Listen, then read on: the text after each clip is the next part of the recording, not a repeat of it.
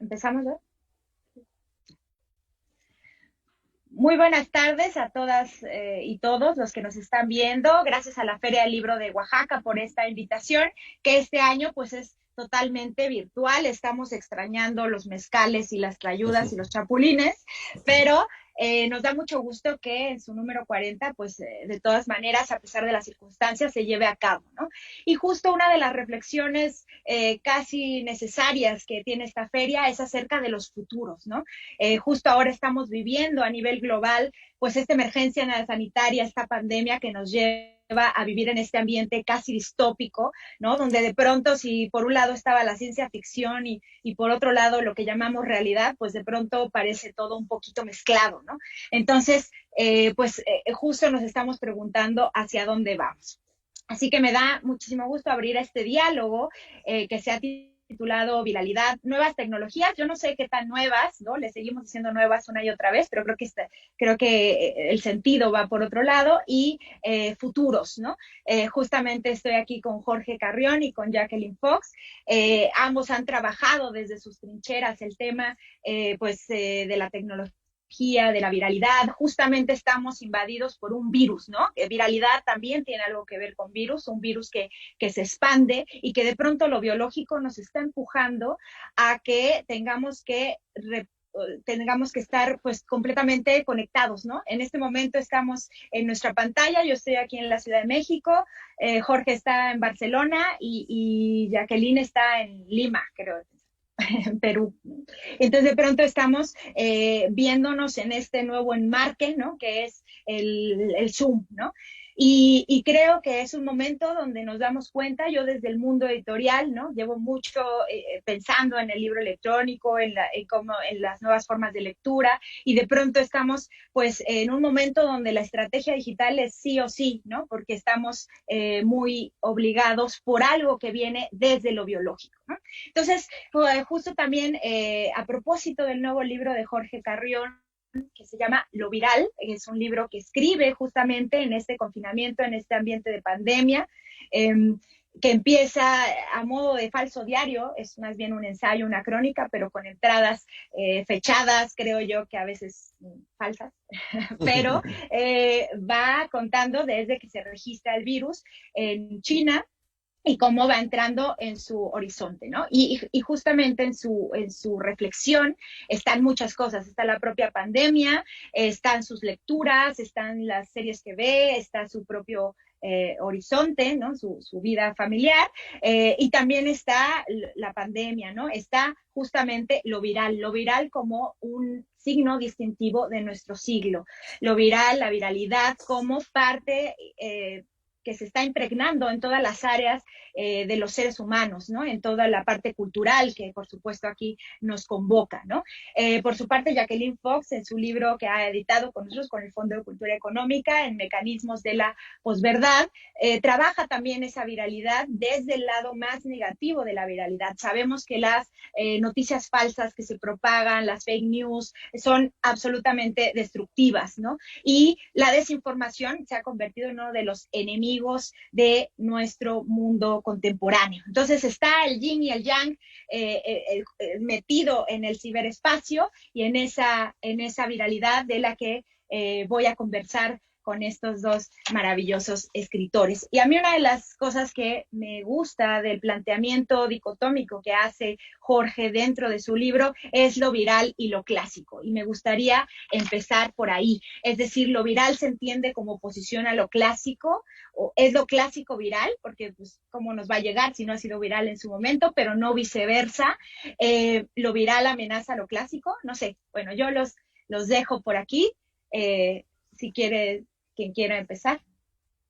Bueno, pues por alusiones empiezo yo, aunque también hay una dicotomía en el tema que aborda Jacqueline en su libro, ¿no? La verdad y la posverdad sería el equivalente conceptual entre lo que yo en lo viral, simplificando de un modo intencionado, llamo la oposición entre lo clásico y lo viral. En realidad, la verdad sería clásica y la posverdad sería viral, de modo que creo que ahí tenemos un buen punto de conexión entre ella y yo para empezar a a charlar. Yo intenté en el libro, que efectivamente es un libro creativo, lúdico, que mezcla el diario con la crónica, con el ensayo, temas muy propios de la cultura humanista, como, no sé, Tucídides o Kafka, con temas muy actuales como TikTok o Twitter.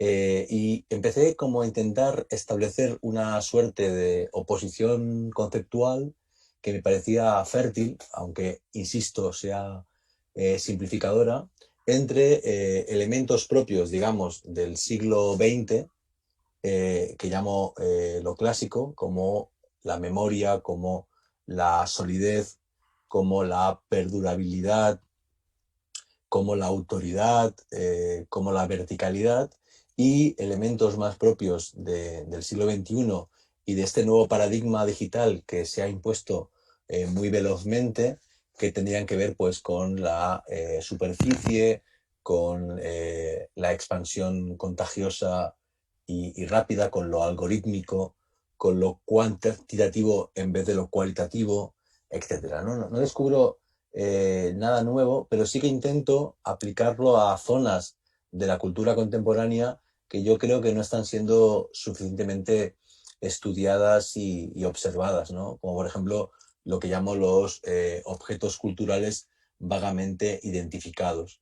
Y dentro de ese nuevo tipo de criatura artística, de objeto cultural, como los hilos de Twitter, como las stories de Instagram o como los podcasts, ya hay nuevos referentes clásicos, ¿no? El podcast Serial, que es un podcast famoso documental, o el podcast Homecoming, ya son clásicos dentro de este nuevo canon de los podcasts, ¿no? Que tienen una naturaleza viral. Es decir, hay clásicos de la literatura como las obras de Kafka que no tuvieron lectores durante la vida del autor, y en cambio ya tenemos ahora un canon en tiempo real que se ha configurado justamente por su impacto y por su viralidad. En estos días he estado leyendo sobre computación cuántica y es muy interesante porque la computación cuántica ha inventado una categoría que es la computación clásica, ¿no? A nadie se le ocurría que estas computadoras que usamos, estos dispositivos, fueran clásicos, pero como hay algo nuevo, automáticamente se convierte en clásico. Y parece ser que cuando la computación clásica exista y sea utilizada de un modo normal, podrá solucionar muchos problemas y será muy útil para ciertas zonas de la economía, de la criptografía, etcétera. Pero para muchas otras cuestiones usaremos ordenadores clásicos, ordenadores como los que usamos ahora, ¿no? Yo creo que es una buena metáfora de lo que ocurre con lo clásico y con lo viral, que están llamados a entenderse, a convivir, a coexistir, y yo diría que al menos durante unas décadas lo digital y lo analógico, lo clásico y lo viral van a tener que encontrar modos de dialogar y de convivencia. Yo diría que lo viral no se pelea con lo clásico ni se pelea con el canon, pero antes de seguir con esa idea quisiera retomar, Rocío, lo que dijiste sobre nuevas tecnologías, ¿no? Yo tengo usualmente pedidos de investigadores de que en este tipo de mesas, de conversatorios con audiencias grandes, que dejemos ya de llamarlos nuevas tecnologías porque ya tienen 25 años o más algunas de ellas, ¿no? Pero bueno, volviendo al tema de lo clásico y lo viral, eh, por lo menos durante el tiempo de la pandemia hemos visto que hay algunos contenidos que se han hecho virales, que se han convertido en tendencia, que son parte del canon y lo clásico. Libros de Camus, La Peste, o 1984 de Orwell, o El diario de la peste de Daniel Defoe. Y en otro tipo de espacios culturales también notamos que se recoge como parte de la cultura contemporánea. En Chile, por ejemplo, cuando estallaron todas estas protestas sociales desde octubre del año pasado, una gran cantidad de clásicos de la cultura, pero también otras tradiciones culturales que no necesariamente son parte del canon chileno, han sido parte de la producción cultural que forma parte de las protestas, ¿no? Se están, digamos, lo viral en la producción de la cultura permite el ingreso de estas dos líneas, por decirlo de alguna manera. El canon, lo clásico, eventualmente se vuelve tendencia y es parte de lo viral. Lo hemos visto hace poquito con la premio Nobel de Louis Gluck, que en alguna nota sus editores en español en Valencia decían que habían vendido en 15 minutos lo que no habían vendido de ella en años, ¿no? En libros de ella.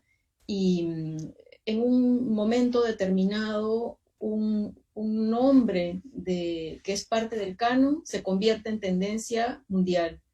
Y así como ocurre eso, también hay otros referentes que no son necesariamente los de las tendencias predominantes, los más conocidos, y quisiera mencionar como un caso de ese tipo, de cómo lo viral y cómo las tendencias en los espacios digitales dan cabida a otro tipo de importantes manifestaciones culturales que se convierten en global.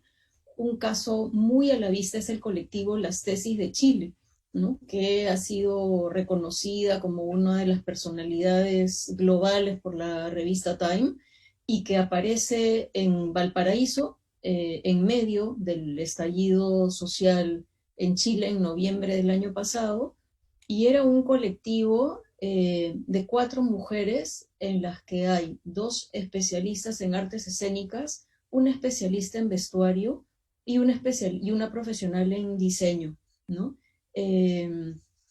Que conectan globalmente con un sentido común, ¿no? Respecto de los derechos de las mujeres y la violencia de género, pero por medio de una performance dramática. Y las performances dramáticas son parte normal de lo que se vuelve viral en los espacios digitales. Sí, justamente lo de las tesis, así es una cuestión que fue muy emocionante replicarlo en cada uno de nuestros países cuando fue marzo y nosotros todavía pudimos salir a las calles, las mujeres, ¿no? Y esto que dices, pues es más allá de lo clásico, esta viralidad, muchas veces la viralidad como la de las tesis, termina por contagiar un espíritu global en el sentido de los derechos humanos, por ejemplo, los derechos de las mujeres, ¿no? Tenemos ahí la parte positiva de la viralidad. Y respecto a lo clásico, pues hay muchas cosas que ahorita tenemos y que de las cosas también que me gustan del libro de Jorge es que es algo incluyente, es decir, en nuestra división de alta cultura y de cultura de masas, ¿no? Probablemente hay muchas cosas que nos trae la viralidad cultural, como los memes o cualquier otro de sus objetos culturales vagamente identificados, que no necesariamente tiene el mismo canon o desde la perspectiva que lo mires de ser clásico en el sentido de perdurable, ¿no? En el sentido de algo con lo que podríamos decir calidad cultural desde ciertas disciplinas, ¿no? Si hablamos como humanistas, como filósofos, como periodistas, decimos, bueno, pues esta es mi perspectiva, pero si estás hablando del fenómeno de la viralidad, pues tiene que entrar tanto la premio Nobel como el TikTok, ¿no? Que ha sido una de las cosas que más han sido explotadas en la pandemia, ¿no? Y que se vuelven virales rápidamente. No sabemos si clásicas o no, pero se vuelven virales rápidamente, ¿no? Y mi siguiente pregunta justo va en este sentido, es, ¿lo viral define nuestra esfera cultural? Y si tiene posibilidades de supervivencia el arte que no sea viral. Bueno, es una pregunta clave, ¿no? Retomando el caso de las tesis, que es fascinante porque apunta hacia una de las características de la viralidad, que es casi siempre inexplicable y no puede ser dirigida ni causada, ¿no? O sea, ellas hicieron la performance, tuvieron varios problemas para hacerlo, al final la hicieron y fue la casualidad de que, ¿no? Una grabación tuviera esa suerte de recorrido exponencial y global. A ver, yo creo que si nos fijamos justamente en las tesis o en TikTok, hay algo muy interesante, que es que habría como 2 tipos de viralidad desde, digamos, Jesucristo, ¿no? Jesucristo, el primer influencer post-mortem. El pobre se murió sin ningún tipo de influencia, pero tuvo suerte de que unos cuantos buenos escritores, mucho tiempo después, decidieron convertirlo en un relato con Lo tuitearon. potencia viral. Efectivamente, lo tuitearon masivamente los evangelistas, ¿no? Pero, ¿por qué el Nuevo Testamento es tan potente? Bueno, porque tiene una parte de lectura que se viralizó y otra parte de ritual y de performance que también se ritualizó, ¿no? Y la idea es buenísima, ¿no? O sea, toma la hostia, que es el cuerpo, y el vino, que es la sangre, ¿no? Eso es buenísimo porque se puede imitar, se puede replicar, etcétera, que es lo que consiguió volver a las tesis en un fenómeno viral, ¿no? Y yo creo que ahí hay dos tipos de objeto cultural viral: el que es puramente de recepción pasiva, ¿no? De lectura, de disfrute, el meme que te hace gracia, el vídeo que quieres compartir, y en cambio otro tipo que es el que te lleva a bailar, el que te lleva a imitar, el que te lleva a actuar de algún tipo, y ahí estaría toda esta línea del flash map y de las performances como las de las tesis, ¿no? El Papa Francisco, que es argentino como Borges y muy listo, si lo buscáis en Twitter veréis que solo se sigue a sí mismo. Es decir, sigue creo que a 6, y si entras en los seis son él, porque tiene 6 cuentas, una en cada idioma. Es como, bueno, supongo que lo sigue Dios. De hecho, cuando el dueño de Instagram fue a convencerlo al Vaticano de que se hiciera cuenta de Instagram, Sintrom, le dijo al Francisco: creo que sí, pero déjame consultarlo con mi jefe. Hizo así. O sea que se lo consultó a Dios, Dios le dijo: si yo te sigo, tú tendrás seguidores, y el tipo entró en Instagram, no en Facebook, por el tema justamente de la posverdad y de la difamación, porque considera que es incontrolable el tema de los comentarios de Facebook.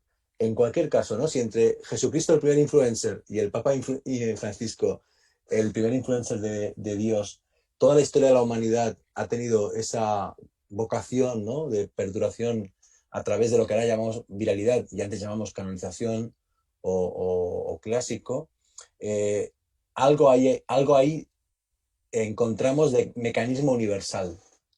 Y ese mecanismo universal que se ha extremado, que se ha acelerado, significa, yo creo que a tu pregunta, Rocío, ahora, obviamente, el arte secreto, el arte potente e invisible, tiene espacio. De hecho, pensemos en Úrsula K. Le Guin, o en Margaret Atwood. Margaret Atwood siempre ha sido viral y muy conocida, pero no global como lo ha sido a partir de la serie y de su Twitter con más de 1 millón, mucho más de 1 millón de seguidores, ¿no? De modo que yo creo que sí, hay todavía espacio para una carrera, una trayectoria, una poética clásica que espera un momento de emerger, como Louis Black, ¿no? Y todavía hay mecanismos clásicos como el premio Nobel que permiten prescribir y viralizar, pero a diferencia del siglo XX, ahora somos, no sé, 100 millones más los creadores en el mundo. Hay espacio de publicación para todos, de autopublicación, ¿no? En Instagram las fotos, en YouTube o Vimeo los vídeos, en Facebook o Amazon los textos y los libros. Todos podemos publicar, pero no hay reconocimiento para todos, no hay legitimación para todos, todos no podemos ser canonizados, ¿no? Entonces yo diría que en ese cambio de paradigma todo apunta a que cada vez será más difícil en el futuro descubrir lo secreto, porque la propia competición por la visibilidad ya está discriminando en tiempo real qué puede ser leído, conocido, difundido, traducido, imitado y qué no. Yo quisiera comentar esta pregunta que ha planteado Rocío desde dos aspectos. Uno es la emoción o la sensibilidad, que es un elemento muy definitorio de los espacios digitales, de las plataformas, de los medios sociales. Y otra cuestión que tiene que ver con cómo en estos espacios, como en estas plataformas digitales, a veces se pone a disponibilidad de millones contenidos que habían estado allí para grupos pequeños, ¿no? Entonces, y por otro lado, hay también una gran cantidad de autores o de productores culturales que siguen produciendo sin preocuparse mucho por estar presentes en esos espacios, ¿no? No están persiguiendo likes, no están persiguiendo interacción, y igual siguen produciendo y sus libros siguen vendiendo y no les importa mucho llegar a unas cantidades gigantescas. Pero respecto de cómo estos espacios donde donde se generan tendencias y donde se actualizan contenidos que no estaban disponibles para todo el mundo, quisiera mencionar dos que son relativamente recientes. Hoy día hay plebiscito en Chile y en realidad yo tenía en mente algunos ejemplos de Chile, no por el plebiscito, sino porque me parecen muy importantes debido a que son reveladores de fenómenos que no han estado ocurriendo con mucha frecuencia en América del Sur. Luego, a partir de las protestas del año pasado en Chile, una de las intervenciones culturales más poderosas que ha habido, así como las del colectivo Las Tesis, fue un grupo que se llama Delight Lab, un laboratorio de intervenciones lumínicas que proyecta sobre edificios en Santiago y luego ha estado haciendo proyecciones de luz, de palabras, ¿no?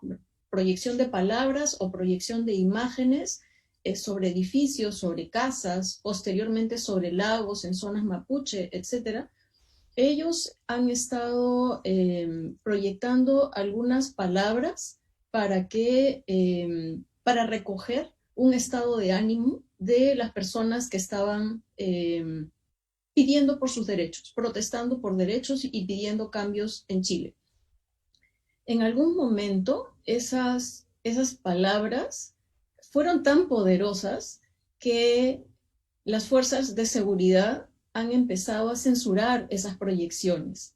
¿Cómo han censurado esas proyecciones? Colocando una luz más fuerte sobre esas palabras proyectadas sobre edificios. Entonces, ¿cómo se distribuían esas imágenes? Básicamente por Facebook, por WhatsApp. Las personas entraban al Instagram de Delight Lab a ver cada una de estas intervenciones lumínicas y no solamente hubo censura en los edificios con una luz que interrumpiera esas proyecciones, sino que también les hackearon la primera cuenta de Instagram que tuvieron. ¿Y por qué quería mencionar este caso como revelador de varias tendencias en la producción cultural?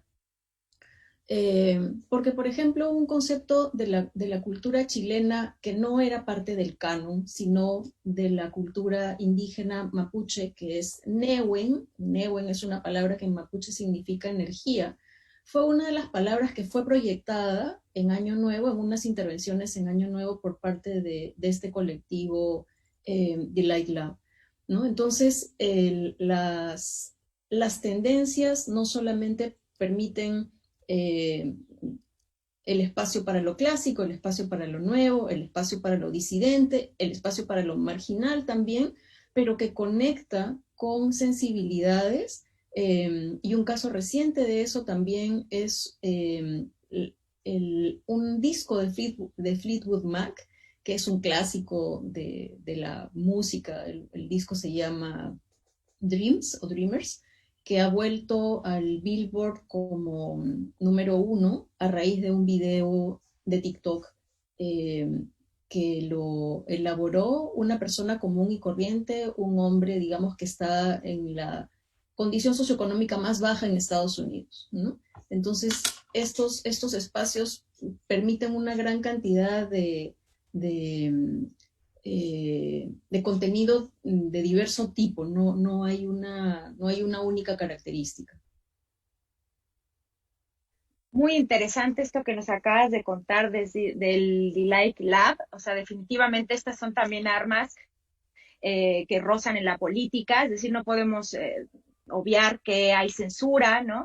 Y cómo el poder justamente de las personas individualmente, del hecho de empezar a compartir a través de sus propias redes, puede hacer que algo continúe su supervivencia, digamos, frente a gobiernos como el chileno, que pretenden pues callar y aplastar estas expresiones culturales que pues revelan muchas de las cosas que están viviendo en esa parte del cono sur, ¿no? Entonces me parece muy importante esto, porque no es nada más una discusión de si va un meme por ahí o un TikTok por allá, sino también es un arma política, ¿no? Ahora que decías el poder de las palabras, el poder verbal, de pronto lo tenemos todos, ¿no? Todos, pero como también decía Jorge, o sea, es un momento que para mí es como la última utopía que hemos vivido, esa pangea que es el Internet, donde se supone que todos los que tengamos la conexión, digamos, hay que aclararlo siempre, tenemos la oportunidad de tener una vida virtual, de tener una cuenta, un perfil en redes, pero no necesariamente todos vamos a tener la visibilidad, ¿no? Es decir, todos tenemos el poder de la palabra y es una apariencia democrática que resulta que no es tan democrática porque tenemos en realidad filtros que no vemos, algoritmos, ¿no? Esto que hemos llamado, que ambos han escrito en sus libros sobre los algoritmos, ¿no? Que por ahí iba mi siguiente pregunta, ¿no? ¿Hasta dónde el algoritmo puede sustituir, ¿no? Ya vimos que en muchos casos, pues, ¿dónde están los editores? ¿Dónde están los curadores del contenido? Pues eso es simplemente un algoritmo, ¿no? Que te va mostrando y se mete la publicidad y te llega. O sea, creen que sustituya a la labor humana y creen que la percepción hacia quienes no reflexionan sobre el algoritmo les puede modificar, digamos, los contenidos que van recibiendo, su percepción del mundo. Bueno, sin duda, abundando en lo que decía Jacqueline, yo quisiera añadir que en efecto es muy importante por parte, por ejemplo, de las instituciones culturales entender la viralidad y entender que se puede dirigir y trabajar hacia lugares más interesantes y mejores para todos, ¿no? Pienso, por ejemplo, en la decisión hace un par de años de la Biblioteca Pública de Nueva York de adaptar a stories de Instagram novelas clásicas. No casualmente una de las primeras fue La Metamorfosis de Kafka, o la primera, porque de hecho habla de una metamorfosis, ¿no? La biblioteca que ya no usa libros en formato ni siquiera audiolibro o ebook, sino en formato stories. Y evidentemente de ese modo la Biblioteca Pública de Nueva York nos recordó que era muy importante seguir luchando para que no todo en Internet sean memes, noticias falsas bueno, entretenimiento y manipulación hacia, digamos, una especie como de nivel bajo medio de puro ocio y puro clic, ¿no?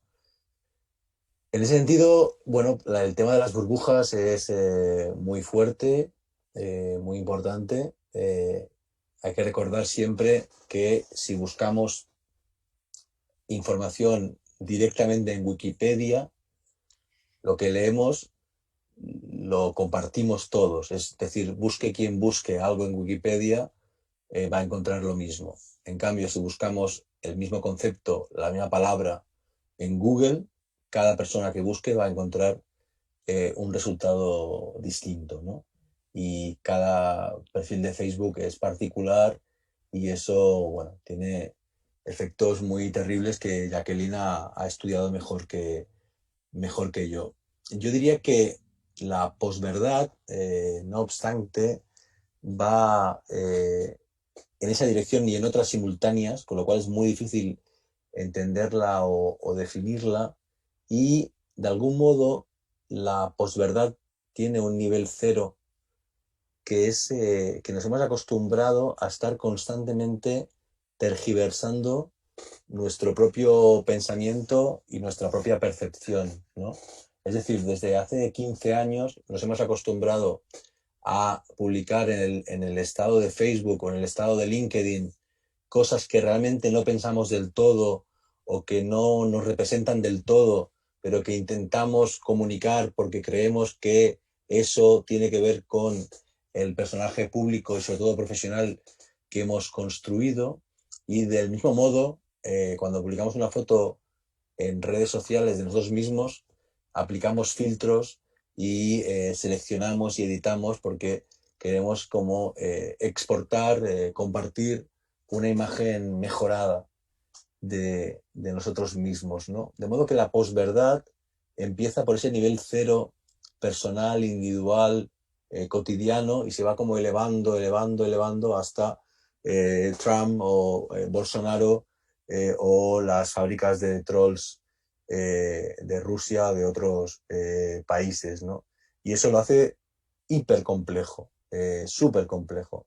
Pero yo creo que lo que tenemos que intentar todos, los que creemos pues, en la democracia, en la cultura, etcétera, es, por un lado, el modelo Biblioteca Pública de Nueva York, se puede defender y convertir en virales los clásicos, y por otro lado, bueno, pues con pequeñas decisiones personales, ¿no? Yo, por ejemplo, nunca insulto a nadie en Twitter, nunca utilizo palabrotas en Twitter, intento que mi perfil y mi muro de Twitter sean espacios seguros, ¿no?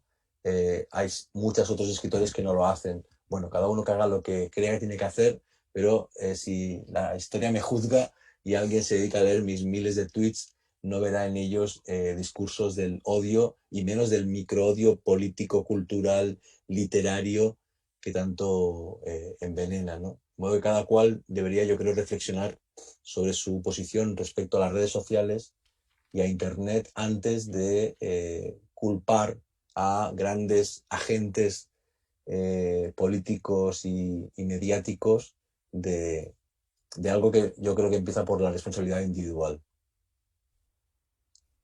Eh, sí, yo creo que acerca de los algoritmos es como un asunto del cual tenemos que estar prevenidos, ¿no? Digamos que si en algún momento aprendimos algunas cosas básicas de salud, como asegurarnos que el agua que bebemos no está contaminada, lavar las frutas antes de comerlas, entonces ahora hay que aprender a que cuando caminamos en estos espacios digitales, eh, los algoritmos generan unos tipos de contenido, los cuales tenemos que estar prevenidos y saber si es que queremos caminar por ahí, si es que queremos que nos manden más de ese tipo de contenido, si queremos entrar a discusiones fútiles que no conducen a nada, ¿no? O sea, ese espacio oscuro vinculado con los algoritmos, no sabemos bien cuánto va a durar, pero está, cada vez que hay elecciones, eso se pone más negro aún. Sin embargo, dada la invitación que nos hicieron para esta mesa, que está un poco más vinculada con el mundo de la cultura, yo creo que también vale la pena tener presente que los algoritmos también llevan a estos otros tipos de contenidos que no son todos los de la desinformación, ¿no? Para mí fue una sorpresa, como les decía hace unos minutos. Yo no soy usuaria de TikTok, por ejemplo, pero como hay tanto contenido que los medios, que los diarios recogen de TikTok para generar noticias, estoy expuesta a él, ¿no? Lo veo, pero aún no he decidido entrar a TikTok. Y un video de TikTok de un ciudadano común y corriente, estadounidense, de origen latino, pobre, que no tiene casa, que vive con su hija en una van, fue capaz de generar un video que se viralizó, que llegó a millones de personas, en gran medida porque generó un contenido de un momento, entre comillas, feliz en medio de la adversidad, ¿no? Y todo el mundo, debido a la pandemia, está pasando por adversidad. ¿Qué otra cosa caracteriza a este hombre cuyo vídeo se vio globalmente? Que tiene buen gusto musical, ¿no? Y por lo tanto retomó un clásico del rock. y llamó la atención hasta del líder de esa banda, de Fleetwood Mac. Entonces, los algoritmos no solamente nos llevan hacia, eh, no solamente nos llevan hacia la polarización, que es lo que yo he tratado en mi libro en 2017 y 2018, ¿no? Sino que las personas podemos ver cómo conducirnos respecto de las tendencias que fabrican estos algoritmos, con la colaboración de ciertas cantidades de dinero invertidas en colocar mensajes en Facebook y también difundirlos en mensajería instantánea, pero además están estos otros espacios, por decirlo de alguna manera, no, no contaminados, y eventualmente que pueden generar otro tipo de experiencias a las personas, tanto para entrar en contacto con experiencias culturales, artísticas, o con por lo menos un momento fugaz de bienestar, ¿no?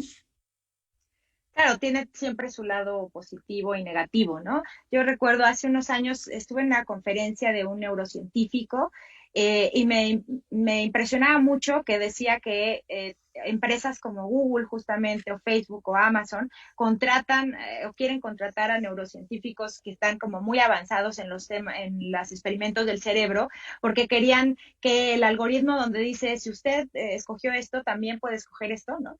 Que ahí querían como adelantarse al futuro. O sea, ahora hablando de futuros espeluznantes, me parecía justamente espeluznante que no solo te quieren decir lo que quieres respecto a tus búsquedas, sino se quieren adelantar a lo que todavía no sabes que quieres, pero puedes querer, ¿no? Entonces, eso es, o sea, es el 1984 a todo lo que da, ¿no? Y justamente en esta línea quería preguntarles también si creen que hay características de contenidos para que se vuelvan, o sea, si hay unas características específicas de las que podríamos hablar para que un contenido se vuelva viral. O sea, si esto existe o realmente es demasiado azaroso. Bueno, evidentemente sí que hay escuelas de marketing y expertos, gurús, fórmulas diseñadas, ¿no? Lo interesante es que hay que renovarlas continuamente porque enseguida caducan, ¿no? Hay una parte de lo viral que a quien lo recibe le gusta reconocer y otra parte que en cambio le tiene que sorprender y que tiene que ser nueva. Y por otro lado está el tema de las redes, ¿no? Cada vez hay más, hay más. Entonces, claro, cada vez es más difícil saber cuáles son las características de un objeto, de un mensaje, para que por una red circule y por otra también o no, o si son multicanal, etc. Yo lo que he percibido en los últimos 3, 4 años es una suerte de vuelta de tuerca de la viralidad que podría estar muy bien ejemplificada por TikTok. La chica que tiene más seguidores en TikTok tiene más de 80 millones.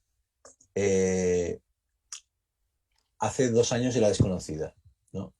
Esto no ocurre ni en Facebook, ni en YouTube, ni en Twitter, ni en Instagram, ¿no? En Instagram todo el mundo sabía quién era Kim Kardashian antes de Instagram, y en Facebook o en Twitter todo el mundo sabía quién era Cristiano Ronaldo antes de Facebook, ¿no? Entonces, yo diría que con TikTok se está empezando a crear un nuevo tipo de fama, de celebridad, de impacto, de repercusión, que ya es como autoviralidad y totalmente inexplicable.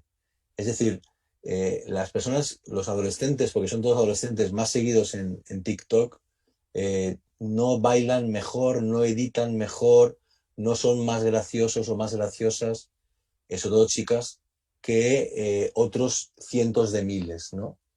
No hay una artesanía, no hay un elemento clásico como la belleza. No.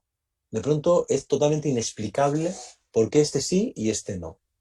Y ahí, evidentemente, hay cuestiones algorítmicas que nadie puede entender, porque ni los ingenieros de Google o de TikTok entienden realmente los algoritmos que han creado y que ya se están perfeccionando con inteligencia artificial de un modo cada vez más complejo. Evidentemente hay una dimensión algorítmica, pero después hay una dimensión de azar, una dimensión de lo que yo he empezado a llamar la sincronía colectiva. Y es que de pronto, como tú decías en el tema, en el nivel neuronal, hay elementos que te sale de un modo inconsciente compartir. Y de pronto, ¿no? Igual que tú, la librería, decides si este libro lo compras o no, y no hay ningún tipo de criterio racional, es una decisión apasionada, emocional, intuitiva, que no tiene que ver con el color de la portada, con el grosor, con el precio, etcétera. Del mismo modo, hay vídeos, memes, tweets que retuiteas o das like y otros que no. Y te han gustado igual, ¿no? Entonces yo creo que hay cientos de miles de variables matemáticas que hacen que de pronto alguien tenga una repercusión y alguien no. Evidentemente, los ejemplos que hemos comentado, como las tesis o esta canción que mencionaba Jacqueline, tiene que ver con el contexto concreto. Pero claro, si tú hicieras una investigación Big Data, verías que ese día se publicaron 10.000 fotos, 1.500 vídeos que tenían las mismas características, ¿no? ¿Y por qué ese sí y el otro no? Creo que no se puede entender y tenemos que empezar a acostumbrarnos como críticos culturales a saber que hay muchos fenómenos que se pueden interpretar de un modo muy aproximado y que nunca sabremos por qué se convirtieron en canónicos, centrales, virales, con las consecuencias económicas que tiene eso, porque genera auténticos millonarios de la nada. El fenómeno Billie Eilish. Billie Eilish hace 3 años era desconocida y ahora es la segunda o tercera cantante más influyente del mundo. Hizo un disco en su casa con su hermano de técnico de sonido, ¿no? Ese tipo de fenómenos de explosión brutal yo creo que van a condicionar mucho la década que ahora comienza del siglo XXI. Yo quizá agregaría que en algunos casos, no en todos, pero en ciertos casos, algunos contenidos que se convierten en tendencias, se convierten en virales, tienen un par de elementos que son una posición muy directa, muy clara, muy fuerte, y uso del sarcasmo o la ironía, pero sabiendo que eso va a tocar al público al que quiere dirigirse, ¿no?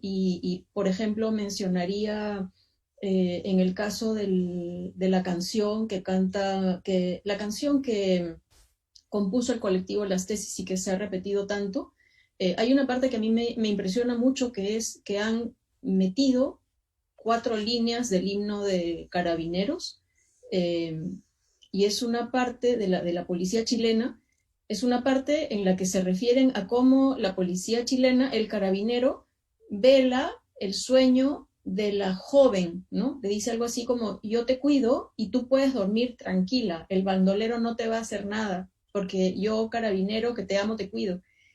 Y esa parte está colocada en esta canción del colectivo, de la performance, justamente para decir exactamente todo lo contrario, ¿no? Entonces, me parece que también en quienes generan contenido que no necesariamente saben que se va a convertir en viral, eh, tienen muy claro cuál es el mensaje que quieren dar. Algo similar ocurrió en Perú con una campaña de un documental que se llama La Revolución y la Tierra. Es el documental que ha sido más visto en la historia del cine peruano. Fue estrenado el año pasado y es de un tema muy controversial acerca de la reforma agraria, es decir, el momento de 1968 en el que el gobierno militar acabó con las haciendas y quitó a una gran cantidad de terratenientes sus propiedades para distribuir tierra a los campesinos, que antes habían sido peones no remunerados de los hacendados. Este tema no es popular en el Perú. Para el canon, por decirlo de alguna manera, o para la élite económica, política, etcétera. No es popular. Sin embargo, usaron de manera muy efectiva memes situados para conectar con quienes fueron beneficiados al recibir esas tierras y al ser reconocidos como ciudadanos con derechos en el Perú, cosa que no tenían los campesinos antes de la reforma agraria, antes de 1968. Y entonces, independientemente de si las personas, el público, estaba de acuerdo con aquella reforma agraria de 1968, todos querían decir algo, ya sea para combatir aquello que pasó o para identificarse con esa restitución de derechos a los más desposeídos hace 50 años. Y lo hacían, como eran memes, con una gran cantidad de humor y de ironía. Eso suele también ser un elemento propio de la viralidad. Claro, están ambos, ¿no? El humor es algo que llega muy fácilmente a la gente, pero por ejemplo, en el caso de las tesis, pues aquí en la Ciudad de México hicimos la coreografía y la cantamos muchísimas mujeres y nos hizo llorar igual, ¿no? O sea, aunque no tiene el contexto no es el mismo, pero creo que vivimos situaciones muy similares en toda América Latina, ¿no? Muchas veces. Perdona, Rocío, perdón, Sí, Rocío. Jacqueline, La Revolución y la Tierra es un documental y dices que es la película más vista de El la historia del el documental más visto en la historia del cine peruano. Y documental. hay una cosa interesante, además, que yo diría que es como el contrabando de este documental, es muy importante. Mm, La mitad o más de la mitad del documental está hecho con retazos de películas desconocidas peruanas que representan la figura del agricultor o del campesino durante el siglo XX, qué ¿no? bueno, Entonces, es muy interesante. qué sí, bueno. se oye muy. Bueno, aquí nos pregunta algo el público, pero ya igualmente tenemos que ir cerrando, entonces les dejo esa pregunta y si quieren ir haciendo alguna conclusión, nos preguntan si podrían ahondar en la coincidencia entre la expresión espontánea, entrecomillada, la manifestación performativa y la viralidad. ¿Qué de esto logra trascender? Jacqueline, si quieres tú. Eh, ¿Qué de esto logra trascender? Bueno, a mí, a mí normalmente me gusta darle el lugar que corresponde a las expresiones, ¿no? Hay algunas que tienen un alcance viral local y sirven para efectos de aquella cuestión puntual y otras tienen una dimensión nacional y otras tienen una dimensión global. Entonces creo que también es importante colocar, ponerle niveles a la discusión, ¿no? No todo puede llegar a tener una dimensión que alcance, que toque las sensibilidades de todas las personas universalmente.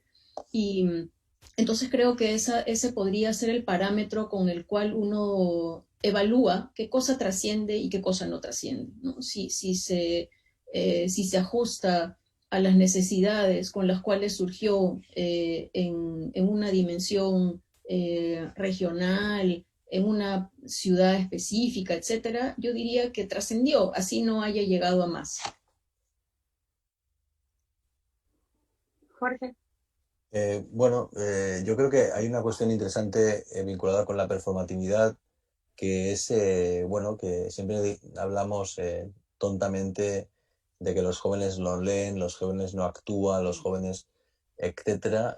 Yo creo que el movimiento feminista de los últimos tiempos ha demostrado que no.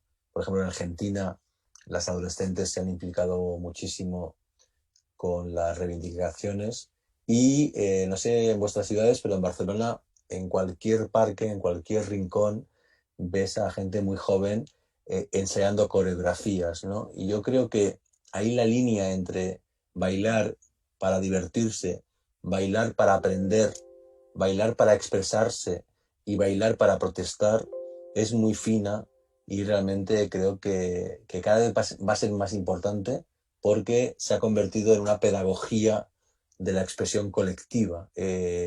Ellos, ¿no? Los más jóvenes de 20 años, están inventando sus propios modos de comunicarse y de expresarse. Y yo creo que justamente esa relación entre viralidad digital y performatividad en el espacio real va a ser otro eje muy interesante y muy potente de esta tercera década del siglo. Sí, definitivamente, sí, los jóvenes están mostrando muchas cosas y también en el mundo analógico y en lo digital, ¿no? Ahí para ellos las tecnologías, por supuesto, no son nuevas tecnologías, sino es algo que tienen bastante asumido, entonces también quizá por eso pueden pasar hacia otra dimensión. Pues la verdad estoy muy a gusto charlando con ustedes, me gusta muchísimo este tema, pero pues nos tenemos que despedir de nuestros amigos de la Feria de Oaxaca. Yo a todos los que nos están viendo, pues les recomiendo que lean aquí a nuestros autores, tanto a Jacqueline como a Jorge. Lo viral ya no tardará en llegar a México y si no, pues Se aunque esté puede, contra Amazon, se pero, puede hacer. perdón, para que no me riñan mis Sí, editores, eso. en México y en Lima se pueden escuchar lo viral, leído por mí en Storytel, y realmente pues tengo que decirlo porque si no me envían 3 emails de queja con razón, porque hemos hecho un gran esfuerzo todos para que el audiolibro circule. Cool. Y ya para apoyar a los editores también está la versión digital, que ya yo también exijo a mis autores que lo hagan, ¿no? Eh, pues un placer conversar con ustedes. Muchas gracias a la Feria de Oaxaca, Guillermo Quijas, y pues espero que el próximo año estemos brindando con un mezcalito a esta hora. Yo también lo Muchas espero. gracias por invitarnos. Muchas gracias. Muchas gracias, ha sido muy interesante.